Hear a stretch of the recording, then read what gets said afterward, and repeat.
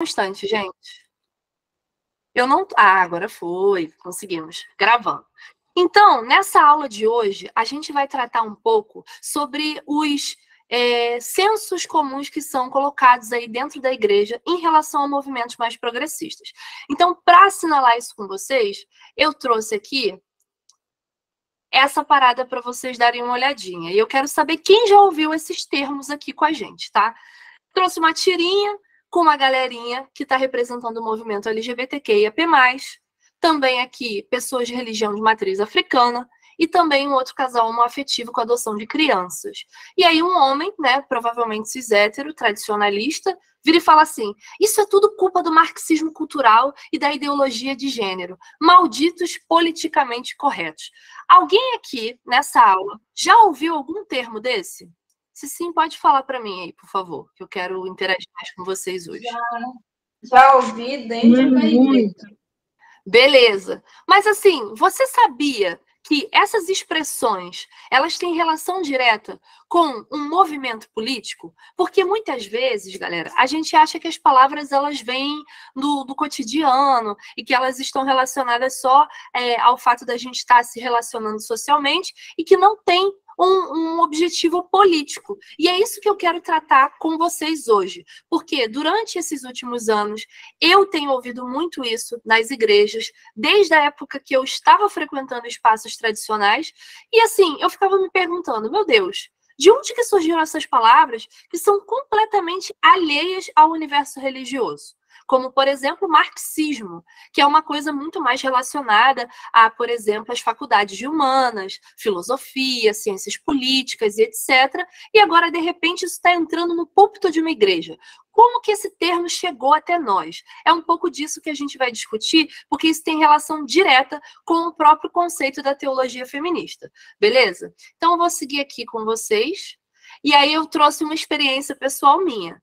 A primeira vez na minha vida que eu ouvi falar de feminismo foi na igreja, tá? Eu não sei se eu já dei meu testemunho para vocês, mas eu queria só trazer um pouco desse passado para vocês entenderem o quanto que isso está costurado na nossa vida. Então, assim, eu sou cristã de berço, sempre fui evangélica, sou a terceira geração de uma família evangélica, né, de origem batista e pentecostal. E quando eu entrei na faculdade de História, lá com os meus 17 anos, é que eu tive contato com essas filosofias fora do campo da igreja. A primeira vez que eu ouvi falar de feminismo foi dentro da igreja. Um pastor meu estava falando na época que isso era ideologia de gênero e que isso tinha a ver com marxismo cultural. Então, quando eu cheguei na faculdade, eu já estava de guarda levantada e eu já entendia que feminismo era uma coisa ruim, que feminismo era uma coisa de mulheres rebeldes, de mulheres que não raspavam o sovaco, de mulheres ali que não queriam ter uma vida condizente com o propósito da família de Deus. Então, eu já fui com essa lente. E aí eu fiquei depois anos, né, quando eu comecei a me envolver e estudar profundamente sobre os movimentos feministas, inclusive na própria perspectiva da minha fé, eu comecei a entender que era outra coisa, que não era somente essa visão que a igreja tinha me colocado. E fiquei encucada com aquilo de saber como que o meu pastor, que estava ali fazendo seminário de teologia, que já estava há anos na minha igreja, teve acesso a essas discussões. Como que ele aprendeu esses conceitos? E de lá para cá, eu tenho feito esse trabalho, gente, de perceber na fala de líderes religiosos, principalmente de líderes mais populares, evangélicos aí da nossa trajetória, essas palavras elas vão aparecendo, seja com as pessoas mais fundamentalistas, que são abertamente homofóbicas, como é o caso do Silas Malafaia, seja com as pessoas que são mais brandas, como o próprio Jesus Cop, que eu já vi muitos vídeos falando sobre isso de uma maneira mais branda, mas trazendo esse viés. Ah, porque é uma coisa negativa, porque o marxismo cultural é ruim, porque a ideologia de gênero quer destruir as famílias. Mas o que isso quer dizer? De onde isso veio? E como que isso impacta a nossa espiritualidade? Então, vamos seguindo. Trouxe essa provocação para vocês. Tá todo mundo me acompanhando, gente? Ou eu tô indo rápido demais? Todo mundo? Tá ótimo, tô adorando aí essa aula. Perfeito, então vamos seguindo. Então, eu trouxe para vocês essa perguntinha inicial, para a gente seguir aqui.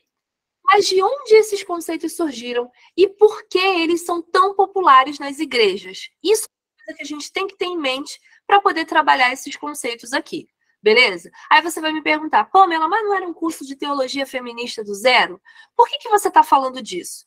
Porque o surgimento da teologia feminista na igreja tem relação direta com o surgimento desses termos também. É por isso que a gente tem que entender para a gente poder perceber o porquê que a teologia feminista é tão discriminada nas instituições religiosas, beleza? Então, vou seguindo. Então, a primeira vez que a gente vai ouvir esse termo marxismo cultural e etc. Assim, é claro que essa ideia ela surge muito antes, lá na época do fascismo, o termo não era marxismo cultural, a gente está falando lá do período da Segunda Guerra na Alemanha e etc. E os intelectuais do nazifascismo, do fascismo, utilizavam um termo chamado bolchevismo cultural, que era essa crítica aos intelectuais da esquerda. Vocês sabem, devem ter estudado na história, que muitos livros e muitos intelectuais foram queimados e perseguidos durante a Segunda Guerra Mundial. Então, esse termo foi utilizado, foi colocado lá naquele contexto, e depois, durante uma volta desse retorno, dessa reconfiguração da ala conservadora de ultradireita, ele vem com essa roupagem nova, o marxismo cultural. E quem que vai ser um dos principais propagadores desse termo? Esse carinha que eu trouxe aqui para vocês, que tá vivão, tá, gente? Tá vivo, tá? Tá pleníssimo, tá maravilhoso lá nos Estados Unidos. O nome dele é qual? William Lind. William Lind, ele é um dos principais propagadores de ideologias conservadoras no mundo, principalmente lá nos Estados Unidos. E a chegada desses termos aqui no Brasil tem relação direta com ele, tá? Então, o William Lind, lá dos Estados Unidos, ele vai escrever um livro que vai popularizar o termo politicamente correto. O que é o politicamente correto? Hoje eu tenho certeza que vocês com certeza já devem ter ouvido aí entre várias pessoas que são contra as políticas mais progressistas, de inclusão, de direitos relacionados aí às políticas de sexualidade, da galera LGBT, que politicamente correto é a nova doutrina, como se fosse uma ditadura. Ah, porque antes eu podia fazer piadinha racista. Ah, porque antes a gente podia falar tal coisa e tal coisa. Agora é tudo mimimi. Ah, porque agora tudo é o politicamente correto.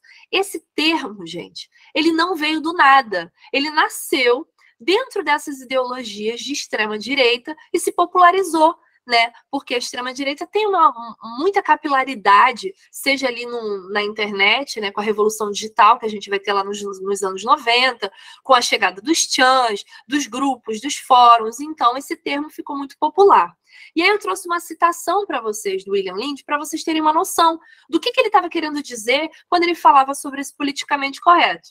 Aí ele fala assim, de onde vêm todas essas coisas que se ouve falar? O feminismo, o movimento gay, as estatísticas inventadas, a história reescrita, as mentiras, o protesto e todo o resto. Nós chamamos isso, quando ele fala nós, ele está falando da galera ultra conservadora de direita, nós chamamos isso de discurso politicamente correto. É a doença da ideologia. Politicamente correto é igual a marxismo cultural. É marxismo traduzido de termos econômicos para termos culturais. Então, o que o William Lind está trazendo aqui? Ele está negativando as políticas de inclusão, de equidade de gênero, de equidade racial. É isso que a gente está falando em relação a políticas de cotas raciais, a questão do salário desigual das mulheres, quando isso começa a entrar em pauta, na questão dos direitos trabalhistas.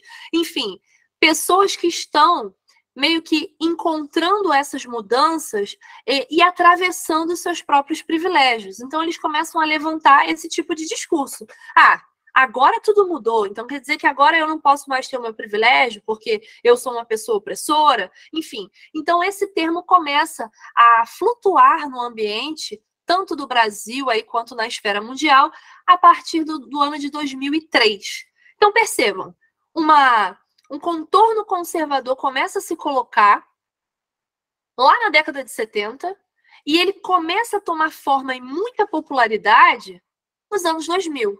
Não é à toa que quando a gente chega aí nos anos 2010, a gente está no auge do pânico, do CQC, de piadas relacionadas a isso, a ponto da gente ter uma série de livros do guia politicamente incorreto da história do Brasil, guia politicamente incorreto de não sei o que lá.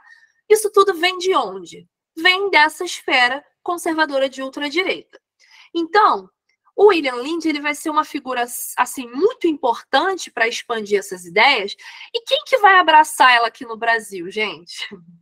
Aí eu juro, eu dou um brinde para quem me responder. Sério. Fica à vontade aí. Quem chuta? Ninguém? Ninguém mesmo? A Gente, igreja evangélica. não, quase, Rafa. Na verdade, um cara filósofo, né, que se diz filósofo, que morreu recentemente, chamado Olavo de Carvalho. Olavo de Carvalho. Olavo de Carvalho, galera. Ele mesmo, isso mesmo. O grande filósofo da extrema-direita aqui no Brasil. Olavo de Carvalho vai abraçar essas ideias, vai abraçar essas ideologias e vai se popularizar bastante. Agora, uma coisa que eu quero muito assinalar com vocês, baseado até nos estudos da doutora Sônia Correia, lá no grupo, na nossa comunidade, eu vou deixar para vocês um material incrível que foi feito por ela e outros estudiosos da área. Ela explicou que essas relações do Brasil com essas alas do ultraconservadorismo, elas datam de muito tempo atrás, desde a época do integralismo, que foi um fascismo à brasileira que aconteceu aqui no Brasil na década de 30. Então, essas alianças do Brasil com alas mais conservadoras datam desde esse período. Aí ela falou até uma coisa interessante, que eu estava numa palestra com ela, e ela virou e falou assim, gente, a gente tem essa visão de que o Brasil é um país de terceiro mundo, colonizado, mas no contexto conservador da ultradireita, o Brasil é um grande expoente. Ele está sempre na rodinha ali, trazendo essas ideologias e colocando isso à disposição da América Latina. Então, quer dizer, o Brasil fortalece muito o cenário da ultradireita. Não é à toa que a gente chegou onde a gente chegou, que a gente caminhou onde a gente caminhou. Mas vamos seguindo, porque para vocês não dizerem que a gente está falando só de questões políticas e afins, que não tem a ver com teologia feminista, eu quero mostrar para vocês onde essa conversa vai chegar, tá bom? Então vamos seguir. Um ponto interessante, de onde que vem essa concepção de marxismo cultural? Que, ora, marxismo cultural sai do marxismo. O marxismo é uma ideologia defendida por uma galera que está ali no espectro de esquerda, né, a partir dos estudos de Marx, de Friedrich Engels. E o marxismo, assim como os feminismos que eu falei para vocês, é um movimento diverso, plural, cheio de espectros. Você tem várias vertentes marxistas. E uma delas, que foi utilizada pela extrema-direita para poder validar essa ideia de marxismo cultural, é a corrente de Gramsci, tá? O que a gente vai ter aqui, que a gente, assim, uma leve tradução do que é o marxismo cultural.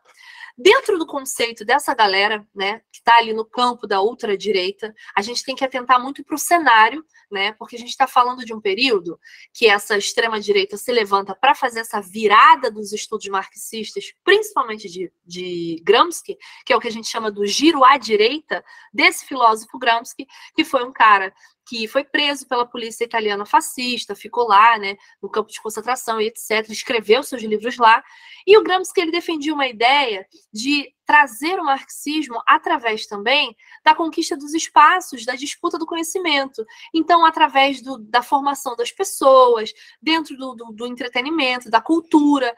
E são teorias muito utilizadas por várias vertentes ali das humanidades, até mesmo da propaganda e da publicidade, porque a gente está falando do consumo de massa, né, que Gramsci também vai estar trabalhando isso. O que a direita fez nesse sentido? Ah, então tá. Então, agora a gente entende que, a partir desse contexto de Guerra Fria, o marxismo se enfraqueceu. Então, agora ele mudou a sua perspectiva de revolução. Ele não vai mais partir da veia econômica. Agora, ele quer entrar e se infiltrar na cultura, para que, através da cultura, ele consiga destruir os valores da tradição, da família e da propriedade, que são temas caros para a extrema-direita. Pamela, isso é verdade? Gente, não. Por quê? Políticas de inclusão, políticas que falam das minorias, não são uma pauta exclusiva do marxismo.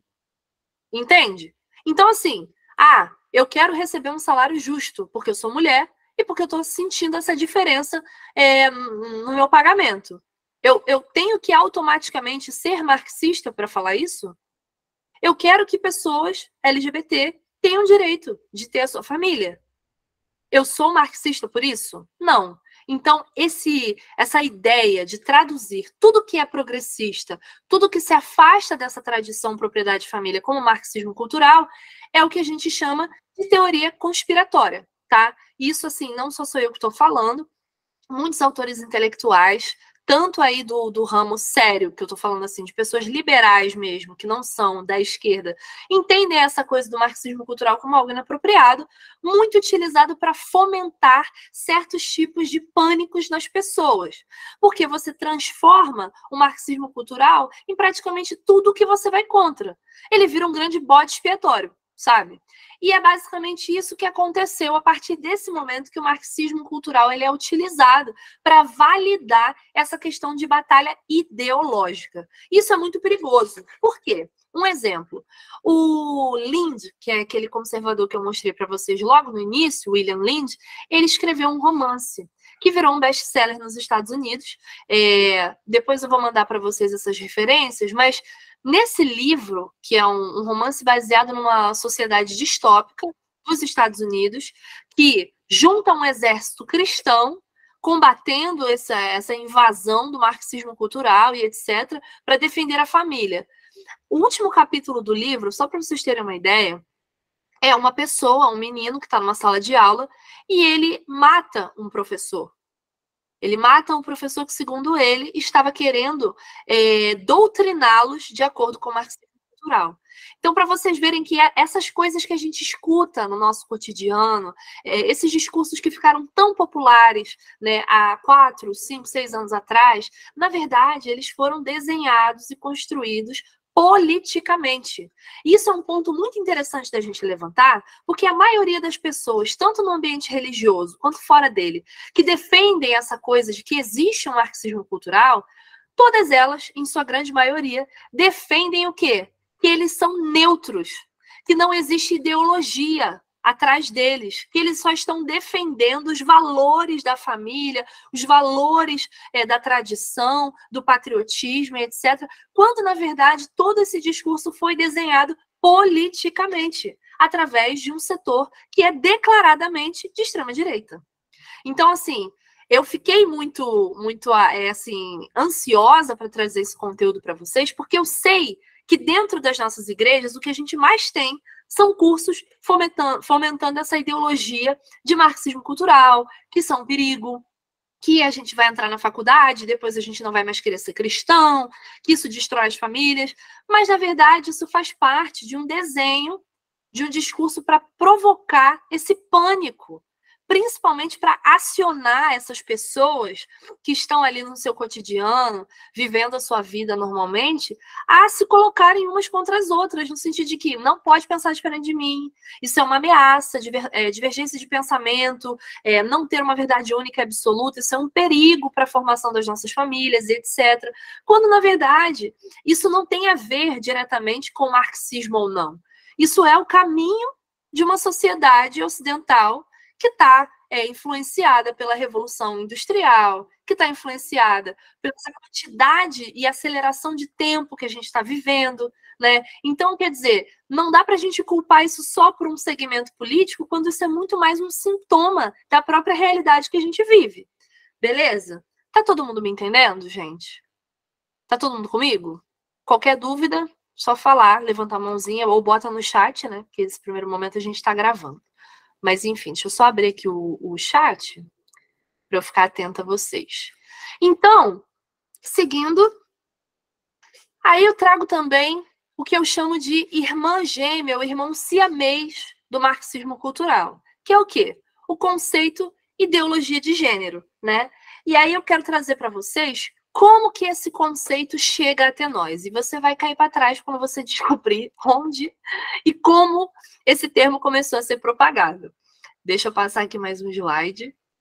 Então, prepare-se. Ideologia de gênero. Como e por que ele tem tanto impacto dentro da igreja? Porque esse conceito surgiu no seio da igreja. Então, é estranho falar isso e parece ser meio louco, mas ideologia de gênero, essa ideia de transformar as políticas, os estudos relacionados ao gênero, e a gente está falando do quê? Do movimento das mulheres, dos feminismos, da população LGBTQIAP+, que está questionando essas disparidades, esses preconceitos. Eu preciso lembrar para vocês que até a década de 90, mais ou menos, a palavra, a própria homoafetividade era considerada uma doença até a década de 90. É algum tipo de coincidência que esse termo tenha se popularizado justamente nessa década? Então, quando que começa essa virada dos estudos de gênero, principalmente da terceira onda feminista? Na década de 90. A gente vai ter a Judith Butler falando lá dos problemas de gênero, a gente vai ter uma elaboração das teorias queer. Então, tudo isso vai impactar, e muito, esse contexto ultra-religioso de extrema-direita, que já estava todo engatilhado com os avanços das políticas progressistas em relação às mulheres. E aí, quando surgem esses termos, principalmente ali dentro do campo das humanidades, isso liga o radar de todo mundo. E quais são as primeiras medidas a serem tomadas? Então, na década de 80, o cardeal Joseph Ratzinger, que também foi o Papa Bento XVI, que você provavelmente lembra dele, ele começou a fazer uma crítica às pautas progressistas de gênero. Como que ele categorizou isso? Ele linkou ali o conceito de gênero e sublinhou isso de maneira pejorativa. Então, a partir daí, lá na década de 80, a gente já começa a ter ali uma coisa de fomentar o gênero como algo negativo. E quem que vai arrematar essa escrita de vez? Também vai ser um outro padre, também envolvido ali com a Igreja Católica, com a publicação do livro O Evangelho perante a Desordem Mundial. Então, percebam, a questão de você desafiar a ordem tradicional e patriarcal da família, ela traz para esse campo ultraconservador esse gatilho de manutenção dessa ordem. Então, quer dizer, enquanto está rolando violência de gênero, enquanto está rolando inúmeros casos de pedofilia dentro de instituições religiosas, mas que isso não ameaça a liderança patriarcal, isso não ameaça a branquitude de alguma forma, tá tudo bem. A partir do momento que algumas pautas começam a levantar essas temáticas, isso significa que essa ordem vai ruir. Isso fica muito explícito com o nome do livro. O Evangelho perante a Desordem Mundial. O que ele está chamando de desordem mundial aqui? Essas questões relacionadas às políticas de gênero, que dentro da cabeça dos fundamentalistas, dos extremistas religiosos e tradicionalistas, isso é o quê? Isso é uma desordem, né? Isso é uma ameaça, isso é um problema. Isso aqui você está atrapalhando toda uma organização milenar patriarcal desse cristianismo que eles estão protagonizando. E o que isso tem a ver, Pamela, com a teologia feminista? Guarda essa informação. Ideologia de gênero, como um termo pejorativo, está surgindo no seio da Igreja Católica, através de conservadores católicos. Esses católicos que já estavam associados ali, como, por exemplo, lá na década de 40, de 50, de 60 no Brasil, com a Marcha pela Família, é o mesmo segmento, né, do terra, família e propriedade, de padres como, por exemplo, aquele padre Ricardo alguma coisa, que é super popular nas redes sociais, por falar e denunciar o tempo todo essa coisa do marxismo cultural. Então, quer dizer, a ala católica está super organizada. E a evangélica? Também. Principalmente com essa virada ali a partir dos anos 70, que você vai ter uma retomada do conservadorismo dentro das igrejas evangélicas protestantes, especialmente ali nos Estados Unidos, que vão estar mobilizando agendas internacionais de conservadorismo e de alianças de extrema-direita. Então, beleza. Aí a gente também vai ter no mesmo ano, de 97, que é a publicação do livro desse padre Michel Scoyans, que é o cara que vai trazer essa questão da ideologia de gênero, a conservadora católica, jornalista, Dale O'Leary. Ela vai estar ali em 97 escrevendo Agenda de Gênero. Sabe quando você viu, assim, por exemplo, pessoas como a Damares dizendo que a ideologia de gênero ela é um perigo, porque ela quer destruir as famílias, e a pauta que os conservadores mais batem sobre a homoafetividade e a população LGBTQ é sempre qual? Vocês vão acabar com as crianças do mundo. Porque Homem com homem não reproduz, mulher com mulher não reproduz. A pessoa que criou essa ideia de que a questão da ideologia de gênero é um perigo porque ela vai extinguir a raça humana foi essa mulher, a Dale O'Leary. Ela é uma das principais pessoas, através desse livro Agenda de Gênero. Você já deve ter ouvido muitas vezes também, dentro da sua igreja, essa agenda de gênero, essa agenda da ideologia de gênero, essa agenda... É o livro dela, em 97. Então, paralelo a isso, o que a gente tem também de interessante de pensar desse cenário? Então, até agora, só recapitulando. A gente começou se perguntando como que esses termos chegaram na igreja. Qual a relação deles com a nossa teologia e com a nossa espiritualidade? Por que isso chega e é abraçado pela igreja com tanta força? Primeiro, marxismo cultural vai ser reavaliado ali pela extrema-direita, pensando utilizar esse termo como uma batalha ideológica. Então, você esvazia o sentido da teoria do Gramsci e coloca nessa percepção de que o marxismo cultural está querendo doutrinar filhos, crianças, para destruir a família. Então, esse é o primeiro espantalho, o primeiro pânico que você coloca na população. O segundo vem da ideologia de gênero, que a gente viu que nasceu como algo pejorativo dentro da Igreja Católica. Então, vamos seguindo. E aí eu trouxe essa ideia aqui também para vocês, mais uma vez citando aqui a doutora Sônia Correia, que é maravilhosa, que ela fala para a gente o quê? Gente, marxismo cultural, ideologia de gênero e essa noção de politicamente correto, que é o que vai abrir para essas novas nomenclaturas, não são coisas, assim, distantes umas das outras. Elas são como se fossem uma hidra, né? Quer dizer, o mesmo corpo parte de um mesmo princípio, com o mesmo objetivo, de diferentes abordagens, né, com diferentes linguagens.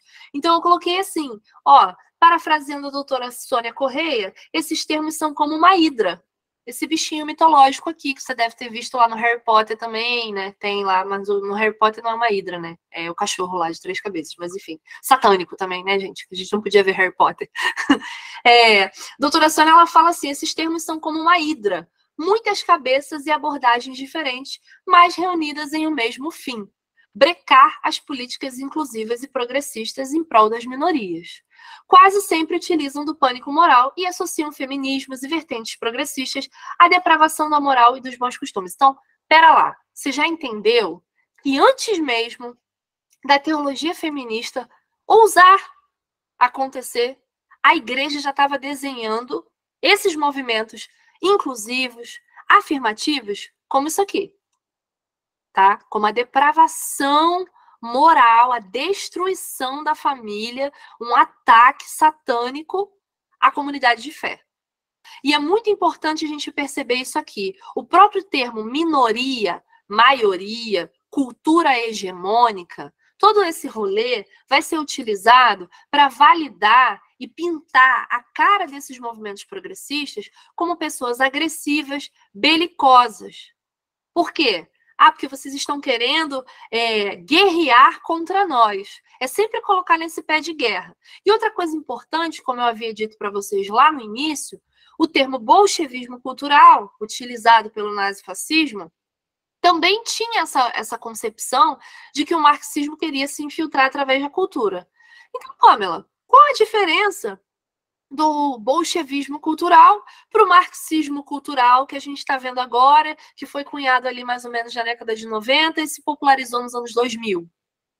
Então, a diferença é que agora os conservadores, de extrema-direita principalmente, vão utilizar um termo totalizante para essa cultura do Ocidente. Que termo é esse, Pamela? Agora eu não vou falar que é um ataque à cultura ocidental. Eu vou falar que é um ataque à cultura judaico-cristã. Isso é estratégico? Sim. Porque se eu falo judaico-cristão, não tem como você me associar a movimentos nazifascistas. Porque, ora, eu estou falando de judeu, só que a gente tem que entrar num parêntese, e eu vou aproveitar a pauta quente da semana, que é o quê? O sionismo. Tá? O sionismo é um movimento que vai nascer ali de uma demanda, principalmente do contexto ali próximo da Segunda Guerra Mundial, quando você tem o Holocausto dos judeus e tal, e ele vai ficar muito popular no sentido de trazer para o Estado, né, criar o Estado de Israel, para poder consolidar o poder de Israel, e é um grupo extremamente ali islamofóbico, né, que, como vocês já devem ter acompanhado, deu no que deu, não foi à toa. Hoje você teve uma grande apropriação do terreno da Palestina, transformando a Palestina, que era um território intercultural. Você tinha judeus árabes, você tinha judeus vindos ali do contexto da Segunda Guerra Mundial, você tinha islâmicos, etc., e cristãos também daquele contexto, e hoje você já tem essa brecagem, essa política de segregação, de distinção étnica, inclusive. Né? E como que isso está associado, Pamela, esse negócio de cultura judaico-cristã? Porque alas ultraconservadoras, sionistas, lá de Israel, vão estar, sim, caminhando lado a lado com esses conservadores de extrema-direita também, de outros lugares do mundo. Por que você acha, então, que da década de 90 para cá, basicamente, a igreja evangélica abraçou tanto essa coisa da cultura israelita? Eu não sei vocês, mas assim, minha avó, meus avós, que já eram evangélicos, né? Minha mãe, por exemplo, não tem memória, na época dela, de adolescente na igreja, de ver elementos como quipá, bandeira de Israel. Ela não lembra de ter visto chofar e essas coisas todas, culto das primícias, festa da colheita, coisas de Yom Kippur e não sei o quê, referentes à cultura israelense. Isso entra agora num cenário porque houve uma aproximação dessas extremas-direitas ultra-religiosas que estão ali trocando informações e apoio e alianças. Então, esses discursos aqui, você vai ver que vai ser brecado por muitas pessoas que são sionistas, assim como pessoas de extrema-direita nos Estados Unidos que são protestantes, assim como católicos. Então, você tem uma grande união, como se fosse um megazord da extrema-direita, de várias, de múltiplas religiosidades, se associando em prol dessas políticas, né, conservadoras, de brecar os avanços ali das minorias. Beleza? Tá todo mundo comigo, gente? Só dá um okzinho para eu saber. Tô indo muito rápido? Se tiver, avisa. Tá show? Tá ok. Beleza. A Fernanda. Crentes comemorando as festas judaicas. Galacianismo. Bora legal. Verdade, Fernanda. Então tem muito relação a isso. E também, eu também tenho uma questão aí. Não é só isso, né? O crente protestante médio brasileiro, gente, ele tem muita referência batista que tem um rolê calvinista. E aí a gente vai ter que fazer só um parêntese muito rápido, que hoje, quando você conversa com a maioria dos cristãos que estão defendendo, por exemplo, a postura de Israel, e aí eu não digo desse último ataque do Hamas, mas assim, de toda a política de Israel de brecar, por exemplo, acesso à água, dar circulação para as pessoas árabes, enfim, para a galera do Islã passar, etc., os muçulmanos, enfim. Geralmente eles vão falar assim para a gente, não, mas Deus garantiu a terra para eles por direito, eles são nação eleita. Então, eles são Israel de Deus. Assim como no processo de colonização lá dos Estados Unidos, quando os pilgrims, né, que são os peregrinos que descem lá da Inglaterra para os Estados Unidos, no momento de guerra civil religiosa de católicos versus protestantes lá nos Estados Unidos, na Inglaterra, eles chegam e eles forjam uma ideia que é muito bem traduzida num conto chamado City Upon the Hill, que é quando esses peregrinos dizem que eles são o Israel de Deus e que a missão deles é chegar no Novo Mundo e garantir a esses povos indígenas, que eles vão chamar ali de selvagens, essa civilização, é o dever moral deles. É isso que a gente chama de excepcionalismo norte-americano, ou excepcionalismo estadunidense, que é um discurso de dominação política baseado na teologia, numa ressignificação dos textos do Velho Testamento, se chamando de Israel de Deus. Então, predestinados a isso, tá? Então, é por isso que muitas vezes você vai ver cristãos fazendo continência para a bandeira dos Estados Unidos e também para a bandeira de Israel, tá? Para vocês verem como que a teologia ela vai dando corda para a própria política, beleza? Então, vamos seguindo. Agora você já entendeu que politicamente correto, marxismo cultural, ideologia de gênero são termos que são aqui, ó, irmãos siameses no mesmo sentido e que eles não são neutros. Eles acusam as outras pessoas de ideologia, mas eles também estão ideologicamente alinhados, tá? Então, quando você ouvir alguém falando isso, ela já escolheu um lado. E esse lado é de direita, tá bom? É isso que a gente tem que ter em mente. E não há nenhum problema você ter um espectro definido, você ter uma ideologia definida. O grande lance é você querer dizer que a sua ideologia não é uma ideologia, mas ela é um olhar universal, neutro. Já falei para vocês 1000 vezes, neutro, só detergente, tá? Só sabão. Não tem como. Então, seguindo. Então, é por isso que a teologia feminista é tão criticada? Sim. E agora a gente vai entender um pouco de como que esse movimento surge, né, nas igrejas. Na aula passada, a gente comentou que mulheres cristãs estavam fortemente ali envolvidas com a primeira onda do feminismo, né, que a gente falou ali do século XIX, do finalzinho do século XIX, onde as mulheres começaram a se organizar, muito por causa da luta abolicionista, e aí começam a se engajar no sentido de conseguirem o direito ao voto, né, igualdade em relação ali ao direito ao divórcio, serem respeitadas. A Agnes até falou uma coisa que eu achei importante. A primeira onda feminista, ela não está nem problematizando o ser mulher, esse sentido essencial de ser mulher. Ela só está tentando ter uma dignidade que não foi garantida a ela. Por quê? Porque os argumentos eram baseados biblicamente. Então, a gente viu uma série de mulheres cristãs que contribuíram para que o voto feminino fosse garantido e que também já começaram a fomentar uma crítica à leitura bíblica para poder ver que aqueles textos, na verdade, estavam sendo interpretados, traduzidos, selecionados, organizados por homens durante muito tempo. E que talvez esse fosse o problema, como a gente viu no caso da Elizabeth Cady Stanton com a Bíblia da Mulher, em 1891. E aí, a gente vai ter um corte nesse sentido. Por quê? Você vai ter ali o movimento das sufragistas, vai acontecer ali esse processo já no século XX, né, nas primeiras décadas do século XX, e só então, na segunda onda do feminismo, que a gente pontua muito ali com o livro da Simone de Beauvoir, e etc., e várias antifeministas vão levantar uma série de argumentos contra a Simone de Beauvoir. O objetivo aqui não é passar pano para ninguém. É o que eu falei para vocês desde a aula passada. A gente não tem a premissa de ter um movimento coeso, como se a gente fosse a verdade, etc. Não, nós somos um movimento fluido, que é diverso e que é passível de crítica de próprias mulheres feministas que fazem esse levantamento de crítica às outras vertentes. E tá tudo bem. Deixa eu só ver aqui a pergunta que estão colocando para mim. A Nathalie colocou assim: essa busca atual por uma identidade em algum lugar na história, voltar às raízes, Israel, não é tão diferente dos nazis buscando uma identidade lá na Segunda Guerra para se colocarem superiores e justificarem seus atos. Perfeito, Nathalie, é isso. Tainá Galdino botou assim: líderes da CCB, a Congregacional Cristã do Brasil, né, que sempre se esquivou de muitos velhos hábitos do judaísmo, enamorados pelo fascismo da extrema-direita. Para você ver, né? Fernanda Gouveia, Congregação Cristã do Brasil. Isso mesmo. Então, seguindo. Quando que a gente vai ter um marco de fato, então, Pamela, da teologia feminista? Porque até então a gente falou lá na primeira aula que a gente teve mulher cristã dentro do movimento feminista, dando nome e continuando na sua comunidade de fé.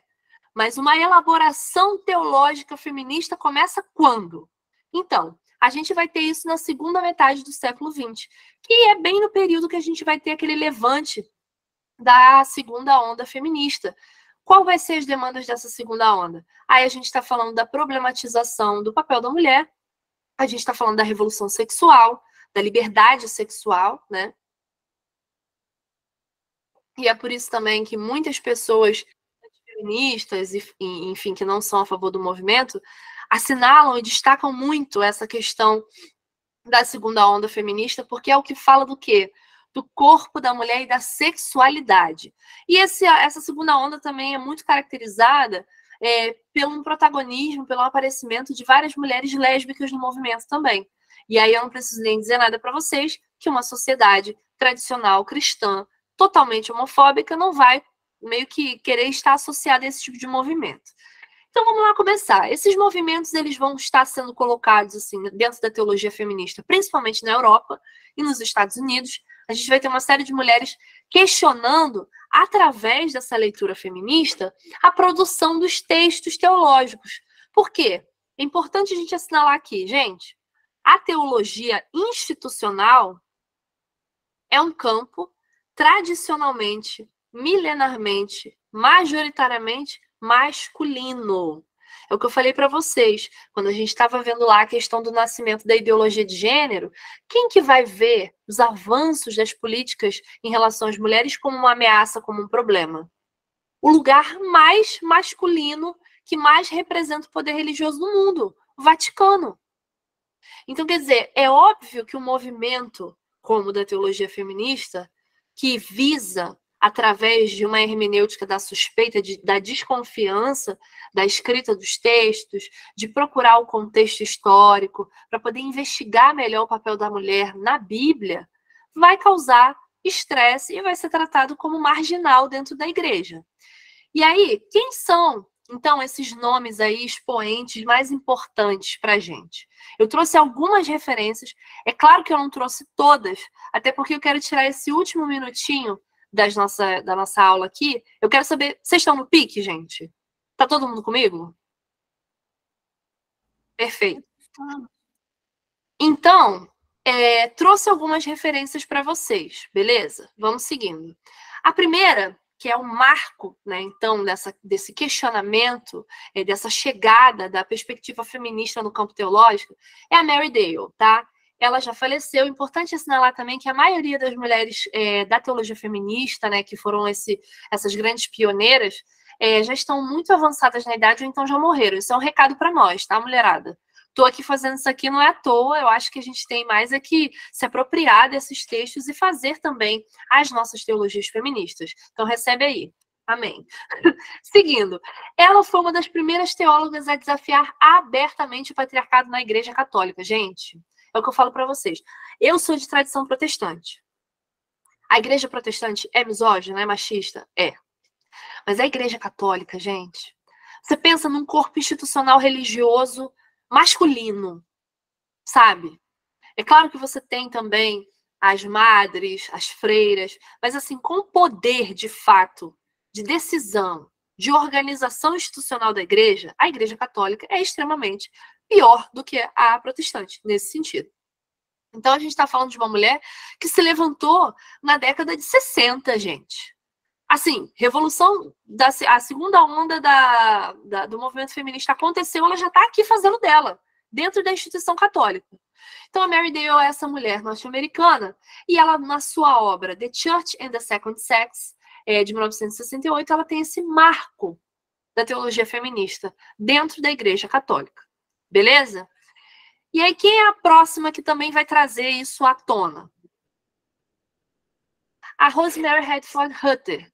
Ela também, que é estadunidense, ela é autora do livro Sexism and God Talk, de 1983. Então, para você ver como que foi espaçado, né? A Mary Dale, ela é uma autora lésbica também, né? Teóloga feminista e tal. E aí, depois, a Rosemary Hutter, que também é do catolicismo, vai trazendo essa análise em relação ao papel da mulher na igreja, nas instituições. E aí, uma coisa que é importante a gente falar também. Além do desafio de ser mulher e fazer teologia, a gente também tem o desafio da publicação e da divulgação de textos. Porque, como eu disse para vocês, a teologia feminista ela é marcada pela marginalidade, porque ela desafia a autoridade de homens que estão tradicionalmente liderando igrejas. E aí, quando a gente fala de liderar igreja, eu não estou falando da sua igreja no púlpito. Eu estou falando de editoras cristãs, eu estou falando de comunidades, de eventos, de assembleias, de faculdades, de seminários teológicos. Como que uma mulher que desafia essa autoridade consegue espaço nessas instituições? Entende? Então é nesse ponto que a gente está falando. Aí você vai me perguntar, provavelmente vocês nunca ouviram falar nessas mulheres. Provavelmente a gente não vai nem conseguir achar a versão traduzida desses textos. Por quê?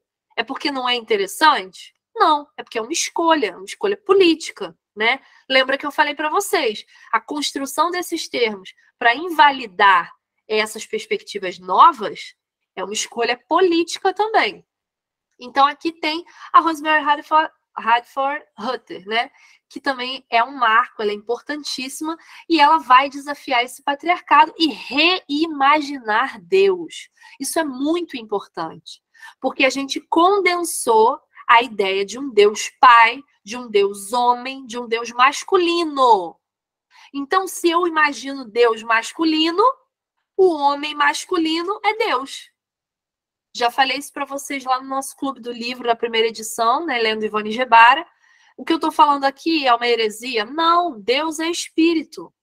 E a nossa sociedade ela é tão baseada dessa binaridade, nesses papéis de gênero, que a gente não consegue nem imaginar uma outra coisa que não esteja nessa caixinha de homem ou de mulher. Mas Deus é espírito.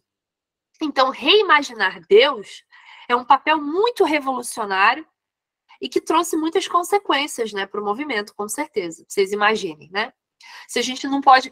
Se a mulher falando que ela é digna já gera um problema, você imagina pegar Deus e dizer que ele não é homem. E dizer que ele também não é mulher. Que ele é espírito. Reimaginar. Deus também pode ser mulher. Deus também pode ser homem. Deus não precisa ter uma forma.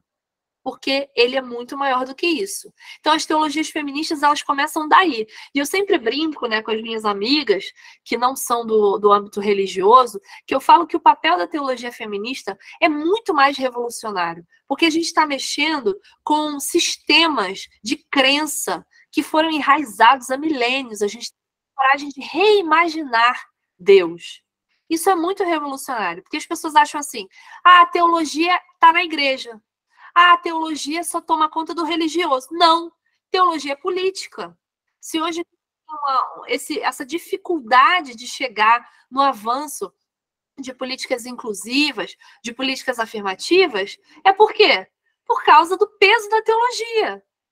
Já tinha avisado para você, já tinha falado isso anteriormente, a teologia também é muito o que vai estar ali costurando o direito ocidental. Então, a lei... A gente chama de lei, a gente que tem uma religião de origem judaico-cristã que seguia mandamentos, a gente também não consegue dissociar muito bem uma coisa da outra. Então, o papel da teologia feminista para o avanço de políticas que realmente aceitem a dignidade de pessoas que não estejam dentro desse espectro somente de homem cis, mulher cis, é fundamental. Então, é um papel revolucionário também. Seguindo, a gente vai ter essa aqui, que é uma das mais essenciais nesse processo, que é a Elizabeth Schussler Fiorenza, que está viva, tá, gente? Ela é romena, também católica, tá? E ela fez o livro In Memory of Her. Esse livro, eu adoro o título dele, porque ele faz referência a um texto bíblico, que depois eu vou fazer um testezinho lá. Eu duvido que vocês sabem que texto bíblico é esse. Quem souber, me responde lá no grupo. Fica essa curiosidade dessa aula aí. Foi lançado também na década de 80, em 83. Não, coincidentemente, a gente vai ter um levante do cenário ultraconservador católico falando mal de feminismo, falando da ameaça feminista, porque a gente tem mulheres dentro da Igreja Católica se levantando também, trazendo à tona essas reflexões. E aí ela vai reinterpretar esses textos e ela vai cunhar um termo chamado quiriarcado. Porque para Elizabeth Schussler Fiorenza, o patriarcado não dá conta das múltiplas violências que são colocadas de maneira interseccional, tá? Então ela usa esse termo quiriarcado, que a gente vai trabalhar futuramente. Seguindo, também trouxe aqui ela, que eu acho que é uma das mais brilhantes que a gente tem, que é a Jacqueline Grant. A Jacqueline Grant, para você que não conhece, essa mulher aqui, maravilhosa, ela teve coragem de questionar James Cone. Quem é o James Cone? James Cone é o pai da teologia negra, né? Que também faz um trabalho essencial no momento de segregação racial dos Estados Unidos. E James Cone está botando o dedo na ferida racista dos Estados Unidos através da teologia. Só que a Jacqueline Grant, ela olha para o texto do James Cone, que é maravilhoso, ele está criticando as estruturas da branquitude, e ela fala, tá bom, tá lindo, mas cadê as mulheres? Você não dedicou um tempo para colocar as mulheres negras que são as mais violentadas desse sistema. Então você tem que rever a sua bibliografia, você tem que rever a sua forma de fazer teologia negra. E ela traz o quê? a teologia mulherista. Então, a Jacqueline Grant, ela também é um marco no campo teológico feminista, mais no sentido da teologia mulherista, que pretende aí uma coisa mais olhando para a questão mesmo negra, de origem africana, porque o movimento feminista ele tem as suas origens no Ocidente europeu, no Ocidente branco. Então, a crítica da teologia mulherista também é partir de outro ponto referencial teórico, que não seja eurocentrado, tá?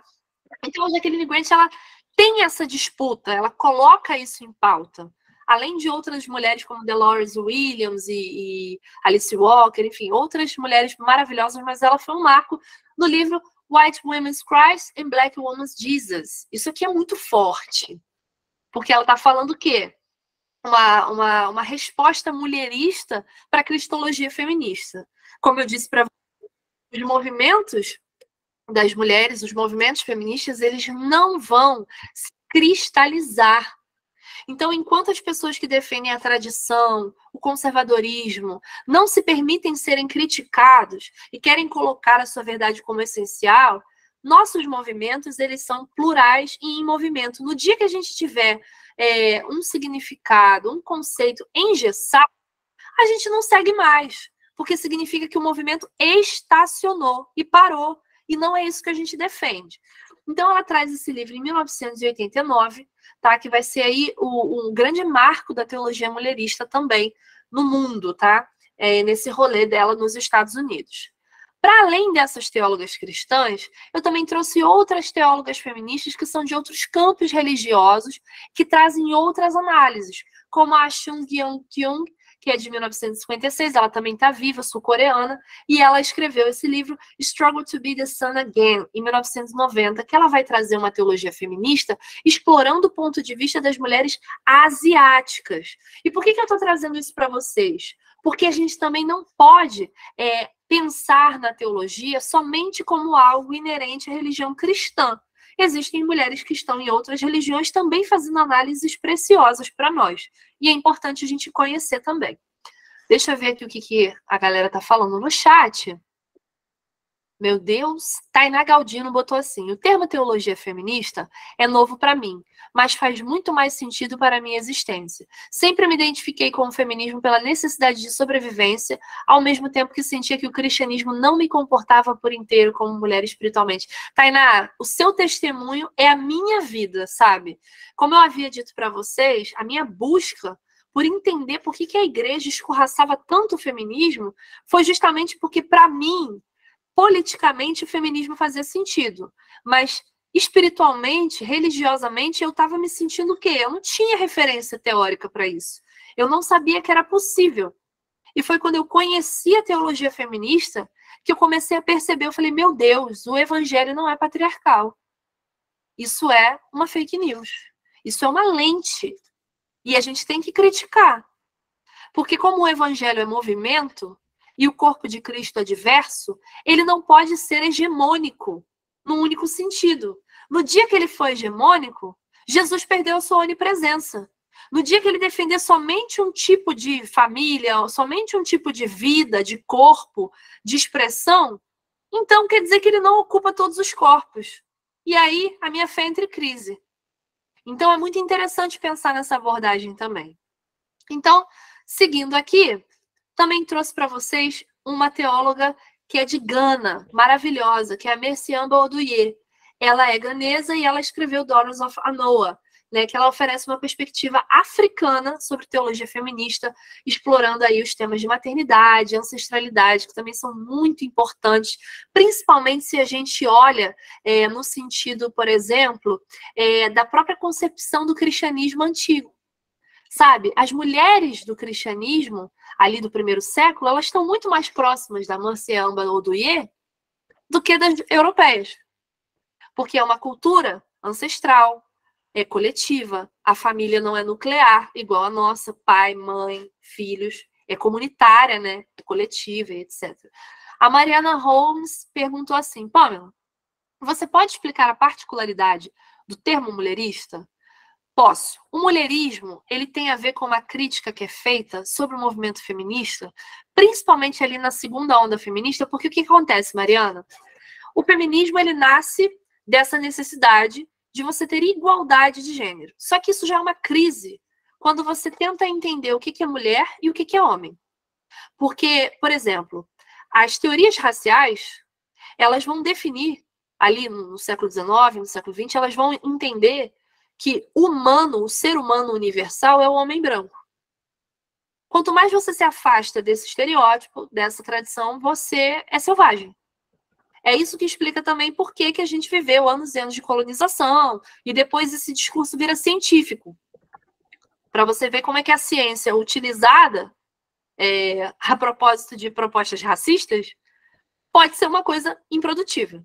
E foi o que aconteceu nas teorias de eugenia racial, etc. E aí qual é o problema? Você tem mulheres brancas falando de feminismo, de sufrágio. Eu trouxe para vocês na aula passada o exemplo da Sojourner Truth, que ela foi a grande inspiradora desse termo mulherismo, né?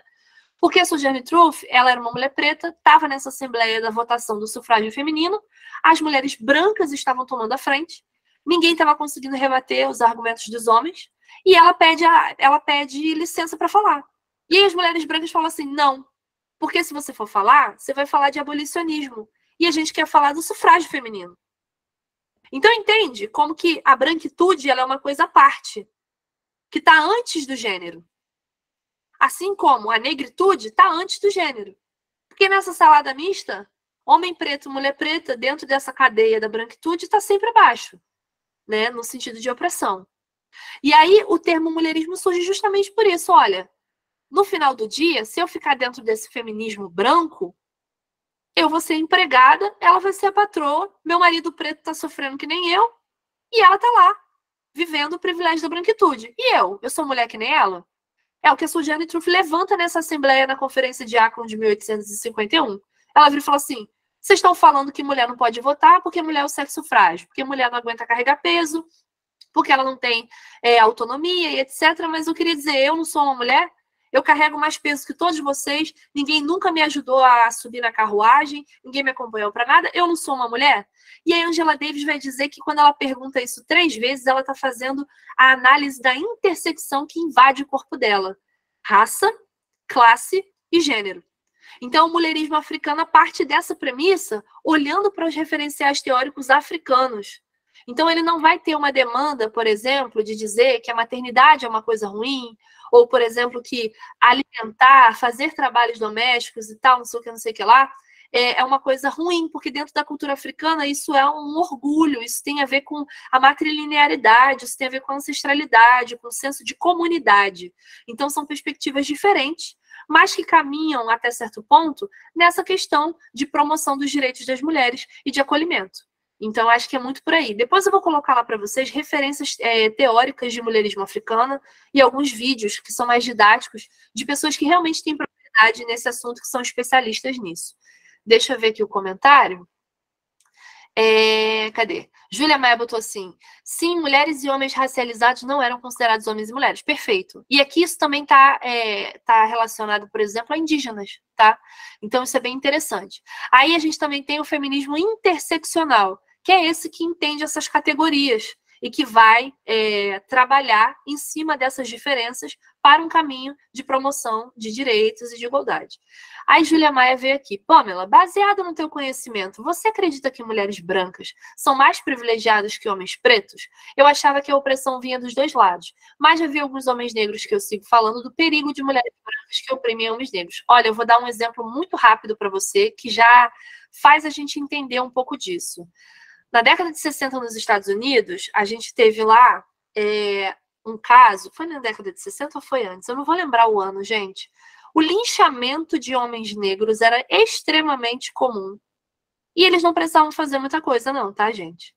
Um homem negro assobiou para uma mulher branca. Ele foi linchado até a morte. Tem um filme que é o Nascimento, o Surgimento da Nação, alguma coisa assim, que foi feito ali na virada do século XIX para o XX, um dos primeiros filmes dos Estados Unidos, que fala do mito da nação estadunidense, e que toda a imagética do filme é basicamente uma mulher branca indefesa, que é perseguida por um homem negro que está sendo pintado de blackface. Então, sabe esse estereótipo que pintam do homem negro como um cara agressivo, violento? ele é contrário, imageticamente, de acordo com a cultura, à mulher branca, que é a imagem de bondade e candura. Então, quando esses dois estereótipos se juntam, sempre, quase na maioria das vezes, a mulher branca tem a razão, tem a proteção e tem a justiça ao seu lado. E o homem negro? Ele é animalesco dentro dessa cultura racista. Então, é por isso que a galera que está ali dentro do mulherismo africana, que está dentro do movimento negro, sempre vai bater na tecla que a raça vem antes. E vem mesmo. Eu também compartilho dessa visão. Então, isso, Lani, perfeito. Então, a mulher é pobre? A mulher branca é pobre? Sim. Mas ainda há dentro desse nosso imaginário racista que ela é uma figura indefesa. Eu não estou dizendo que o homem negro que comete violência com mulheres é uma pessoa que deve ser, tipo, não, vamos, então a mulher que foi violentada, ela não é digna porque ela é... Não. Mas eu estou dizendo que estruturalmente esse privilégio racial vai dar a tônica do discurso que vai acontecer, do que vai ser definido. Então, nos Estados Unidos isso acontecia com muita intensidade. Não é à toa que lá tem um estereótipo chamado Karen. O que é a Karen? Karen é a mulher branca histérica, que não pode ver uma pessoa preta chegando perto dela, que ela já faz um escândalo. Joga lá no TikTok depois, qualquer momento, Karen. Você vai ver um monte, entendeu? Então tem muito a ver com isso. E aqui no Brasil a gente tem uma dificuldade de perceber essas coisas porque a gente caiu no mito da democracia racial do nosso querido Gilberto Freire, que inventou que aqui não tem racismo porque a gente se miscigenou. Sendo que, na verdade, até dentro desse sentido, quando a gente tem relacionamentos interraciais, a coisa que a gente mais escuta é fulaninho escolheu palmitar para clarear a família. Como se fosse uma coisa boa. Então, quer dizer, a identidade dele não é suficiente e é uma coisa que mancha a reputação da família por causa da negritude. Perfeito. É isso. Então, seguindo aqui a Pamela já levantou a bola. Gente, só para vocês saberem, ela falou, Bell Hooks é uma das teóricas do feminismo negro, que é diferente, só mulherismo. Isso, perfeito. A Bell Hooks é uma das minhas autoras favoritas do mundo. Primeiro, porque ela é muito seguidora de Paulo Freire, e eu amo. E segundo, porque ela é muito amorosa na escrita dela, e ela é super didática, então vale muito a pena conferir. Então, seguindo, gente, aqui não. Eu queria fazer um exercício com vocês, de assistir um trecho de um vídeo que eu separei para vocês perceberem como que esse discurso infiltra com tanta facilidade dentro das igrejas. E agora que a gente fez toda essa linha do tempo, você vai perceber que tudo isso não é uma questão de discernimento espiritual ou alguma coisa voltada para a proteção da família, mas que é um discurso político, para fins políticos também. Então, vou abrir aqui esse vídeo dessa querida, que eu não sei se vocês conhecem, que é a Jaqueline Hayashi. Tá todo mundo vendo minha tela aí, né? Perfeito. Deixa eu só ver aqui a minutagem, para a gente não tomar muito tempo de vocês, que eu separei aqui. Cadê? Aqui, isso. Eu quero o minuto 14h50 para a gente assistir juntinho, ó. Prepara seu estômago, brincadeira. A Jaqueline Hayashi, ela é uma pessoa que poderia ser eu há 10 anos atrás, porque eu acreditava nisso. E eu sei que quando ela fala essas coisas aqui é porque ela acredita piamente que ela tem um papel de proteção, que ela está numa batalha. Agora percebam, por que essa questão de batalha ideológica do marxismo cultural, né, da ideologia de gênero, chegou tão forte dentro da igreja e agregou tanto dentro da extrema-direita religiosa? Porque você, eu, minha irmã, meu irmão crente, conhece aquele terminho chamado batalha espiritual. Então, quando eu pego o marxismo cultural e falo que é uma batalha ideológica, e eu traduzo isso numa linguagem religiosa de batalha espiritual, o resultado é isso aqui que a gente vai assistir agora. Deixa eu só aumentar aqui o volume. Deixa eu ver se vocês vão conseguir ouvir. Estão ouvindo? Opa, peraí. Eu já tô... Não estão ouvindo? Peraí. Calma aí que eu vou resolver o problema. Porque eu tenho múltiplas telas e eu fico perdida. É a janela ou é a guia? A guia? Beleza. Agora sim. Vocês estão vendo? Vai subir aí. Ó, tá todo mundo vendo?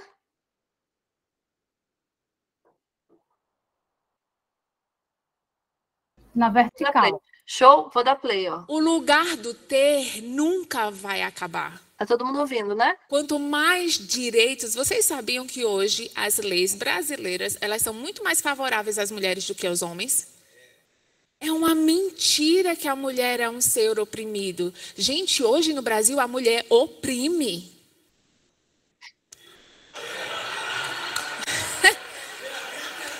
E a gente, homens de Deus, nós precisamos que vocês se levantem. Não é? É verdade, gente. Sim. Hoje um homem, ele não pode falar que é mais forte do que uma mulher. Come on. Lógico que vocês são. E louvado seja Deus por isso. Hoje carregaram minha mochila. Eu falo, isso carrega mesmo. Eu não tenho força para isso. Nós precisamos começar. Existe uma intimidação que o homem não pode falar. Ah, você não tem seu lugar de fala. Meu lugar de fala? Imagina que existe lugar de fala. Eu carrego a verdade e você vai ouvir a verdade que Deus tem para a tua vida. Nós não somos iguais aos homens. Deus não nos fez iguais aos homens. Nós nunca seremos iguais aos homens. Louvado seja Deus por isso. Louvado seja Deus por isso.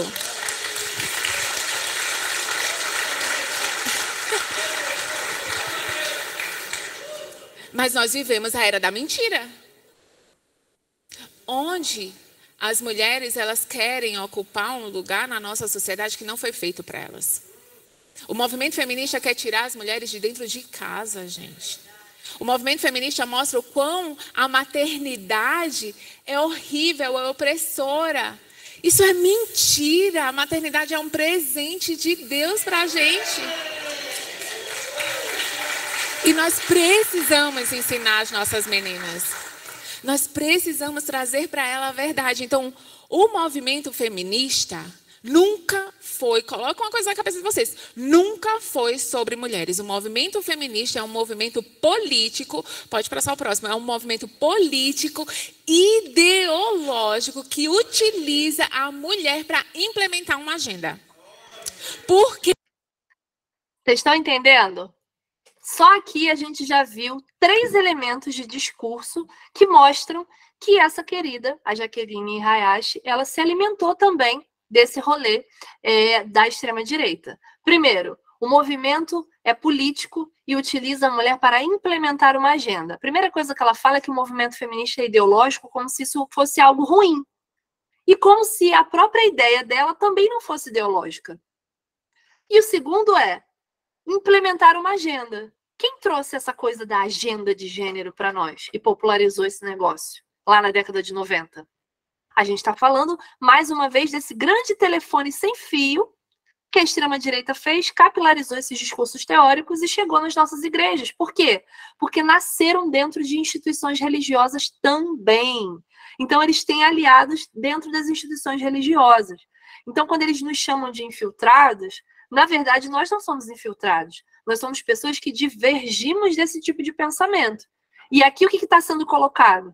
Que o fato da gente não ter ideia semelhante faz da gente inimigo. Então, vou seguir só mais um pouquinho para vocês perceberem. Outro ponto importante aqui. Você percebe que ela coloca como uma ideia universal de mulher esse lugar da mulher frágil, delicada e etc. E eu fico pensando só, gente, como é que eu faço com a minha avó? Saiu da Paraíba com 16 anos e carregava lata d'água na cabeça. Ela é menos mulher por causa disso? O serviço braçal te faz menos mulher do que... Sabe? Isso também tem um sintoma. Porque que tipo de mulher pode ficar esperando em casa e ser provida pelo seu marido? Então, todo esse desenho de mulher ideal cristã passa por um cunho racial, social. E as pessoas colocam essas ideias para a gente como se elas fossem neutras. E não são. Elas são todas costuradas de um ponto de vista e de um viés político, que eu já mostrei para vocês anteriormente. Seguindo. Porque mulher é mais fácil de manipular. Ó, Vai no shopping. A mulher sozinha no shopping. Agora vai junto com teu marido. A quantidade de compra é muito menor. Gente. Por quê? Porque a mulher ela é levada pelo que ela ouve. Então, a mulher ela é mais fácil de ser manipulada. As feministas cristãs, que não existem. Se existe uma menina que é feminista e cristã, ou ela não conhece o cristianismo, ou ela não conhece o feminismo. gente, acabei de ser cancelada aqui, todas nós, entendeu? Aqui só tem figura mitológica. É verdade. Não tem uma pessoa digna aqui. Todo mundo aqui é o quê? Eu escolhi, hein? Eu sou sereia. Vocês botam aí o ser mitológico que vocês querem ser. Outro ponto importante aqui na fala dela para a gente destacar é essa questão de não existir porque eu não concordo. Então, esses discursos eles já tiram da gente a nossa dignidade e a nossa validação de continuar tendo a nossa espiritualidade. Então, isso também é muito perigoso. Porque não tem como. Quando a menina chega para mim e fala, ai, Jaque, mas eu sou feminista e cristã. Eu falo, de duas uma. Ou você não é cristã, ou você não é feminista. Agora, se você se diz cristã, crê em Jesus Cristo Salvador, que você se ajoelha diante dele, se você crê em Deus Pai, se você crê na palavra de Deus como a regra de fé e prática para a tua vida, e mesmo assim, você conhecendo todo o movimento feminista, que é a favor do aborto, contra o homem, contra a família, instituída por Deus, então, querida, você não é cristã. Aí, outro ponto que eu acho interessante é como que essas falas, elas se contrapõem. Porque ela começou o discurso dela falando sobre a questão, né, na pregação na íntegra, depois vocês podem conferir, ela fala que o feminismo nasceu em Gênesis, no Jardim do Éden, quando a mulher se rebelou contra o homem. Então, essa é a premissa dela. E ela fala que a mulher teve todo esse trabalho para poder manipular e tal, e depois ela chega no momento e vira e fala assim, ó, a mulher é mais fácil de manipular. Então, como é que a gente sustenta isso de que a Eva foi uma grande manipuladora, terrível, porque ela conduziu Adão ao erro, e agora a gente é mais fácil de manipular? Sabe? É umas coisas assim que realmente... Não é. E a gente precisa trazer isso para dentro das nossas igrejas. Para acordar, existe um povo adormecido. E nós não podemos permitir que uma geração de mulheres tolas criem crianças tolas. Então, precisamos trazer essas mulheres de volta para Cristo. Para o entendimento, para o conhecimento e depois para o entendimento. Então, o movimento feminista é um movimento ideológico. Agora, quem falou isso não sou eu. Quem falou isso é uma das papisas do movimento feminista. Se chama Berenice Benton. Vocês conhecem Berenice Benton? Não. Berenice Benton é a mãe da ideologia. Ela é do mal, gente. Precisamos orar para essa mulher se converter. Porque ela não é de Deus. Então, a Berenice Benton, ela vem aqui em 2015 no seminário Queer, que chama, vocês sabem o que é o Queer? A teoria eu vou trazer para vocês. Vocês vão sair daqui, ó, tinindo. Ninguém vai mais calar ninguém aqui. Ela diz o seguinte, você sabe que não existe mulher, que a mulher é um símbolo, e que como todo símbolo é unitário, autoritário e impossível. Isso é uma feminista falando das próprias mulheres. Preste atenção. Mas a gente, o movimento feminista, usa esse símbolo... Nenhum anúncio que você vê hoje é dinheiro. Quebrou Como você faz isso, Thiago? Eu descobri que tanto o Google quanto o Facebook... Para construir uma agenda unificada de luta. E a partir daí, avançar numa determinada agenda. Que agenda é essa? Fala comigo, ideologia de gênero. Essa é a discussão do essencialismo estratégico. Nós sabemos que não existe mulher enquanto essência, mas a gente usa isso discursivamente e reforça isso para que a gente possa construir e avançar em alguns momentos. Eu vou parar por aqui, porque eu já sei que eu estou gerando muita indigestão em vocês, mas aí eu volto de novo, aproveitando essa fala dela, para mostrar para a gente como que as coisas são tiradas do seu contexto original e que precisam ser complexificadas. Porque o grande lance desses discursos que geram pânico, que geram desconhecimento, que propagam fake news, é que a gente não trata o assunto de maneira aprofundada. A gente viu aqui desde o início, na nossa outra aula, que essa categoria de mulher como essencial, ela significa a exclusão de outras mulheres. Então, é claro que quando ela lê um trecho desse, que está falando justamente isso que a gente conversou desde o início, Pamela, não existe um modelo único de mulher. Essa ideia de que a mulher é o sexo frágil, de que ela é mais sensível, que ela é isso, que ela é aquilo, é uma tentativa de limitar as possibilidades de se expressar enquanto pessoa. Não é à toa que logo no início ela falou o quê? Eu não quero carregar peso, eu sou frágil, eu não sou igual ao homem, não sei o que, não sei o que lá. Então ela já essencializou, engessou a mulher como se ela fosse uma Barbie padrão. Então esse é o único jeito de você ser mulher. Não é à toa que essas pessoas que são ali de extrema direita sempre vão estar batendo muito no quê? Padrão de feminilidade bíblica e padrão de masculinidade bíblica. Você formata as pessoas para um tipo de expressão da sua feminilidade, da sua masculinidade, da sua sexualidade e fala que isso é neutro, mas não é. Entende? Então você não coloca honestamente a sua ideia intelectual ali e você finge que isso é uma neutralidade. E aí quando ela pega essa citação aqui, a Berenice Bento está errada no que ela está falando? Não está. A gente, como um evento assim, que está tendo múltiplas facetas, que caminha para uma diversidade, é óbvio que a gente já sabe que não existe uma categoria única de mulher. Não foi essa a crise do mulherismo? Não foi isso que a Sojourner Truth quis dizer? Ela já estava dizendo lá em 1851, eu não sou igual a vocês. Não existe um único jeito de ser mulher. Então, essa tentativa de desqualificar o feminismo por causa de uma citação dessa, não faz sentido, uma vez que a gente entende que existe uma diversidade plena, tanto em ser mulher quanto em ser homem. Categorizar as coisas toda vez que você... é só isso aqui? É isso aqui? Você essencializa uma coisa, você está excluindo outras maneiras de existir. Isso é um problema para o nosso evangelho. E é por isso que hoje na igreja, pessoas como nós que pensam diferente, a gente acaba não tendo espaço nas nossas comunidades. Porque a gente vai cristalizando uma ideia de que só é possível ser crente de uma maneira e que isso tem a ver com uma visão ideológica, uma visão política, quando o próprio movimento do evangelho mostra para a gente que não, que a gente está sempre na diversidade. Então eu vou parar por aqui, apesar de não querer, porque vale muito a pena continuar isso aqui, só que eu sei que o tempo está corrido, que a gente já avançou muito, né? E agora eu quero saber de vocês, eu só vou dar uma paradinha aqui na gravação, para a gente poder tirar nossas dúvidas e ver aí, né, o que a gente tem de dúvida, tem de comentário.